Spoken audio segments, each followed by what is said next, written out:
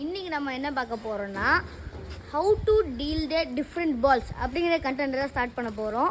இன்றைக்கி வந்து பார்த்தீங்கன்னா ஃபஸ்ட்டு டேயில் வந்து நம்ம என்ன பண்ண போகிறோன்னா யாக்கர்ஸ் டீல் பண்ண போகிறோம் கைஸ். அங்கே எப்படின்னு பார்க்கலாம். ஓகே ப்ரோ, ரெடியா ப்ரோ? யாக்கருங்கிறது ஃபஸ்ட்டு என்னன்னா வரும், ஆனால் உங்கள் லெக்ஸ் கிட்ட ஸ்டம்ப் கிட்ட பிச் ஆகும். வரும் ஆனால் வராது. அதுதான் யாக்கர். அது உங்களுக்கு நீங்கள் பேட்டிங் பண்ணும்போது கரெக்டாக எங்கே வரும்னா இந்த மாதிரி பேட் கிளிப்பில் வரும். அப்போ நீங்கள் வந்து ஈஸியாக அப்புறம் லெக் கிட்ட தான் வரும். அப்போ நம்ம வந்து ஈஸியாக இந்த சைடு இந்த மாதிரி அடிக்கலாம். அது ஒரு நார்மல் பவுண்டரி அந்த மாதிரி போகும்.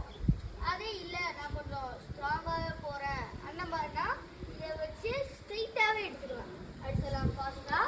ஆனால் நம்ம அதுக்கு வந்து ரொம்ப பவர் கொடுக்க வேண்டியதாக இருக்கும் கைஸ்.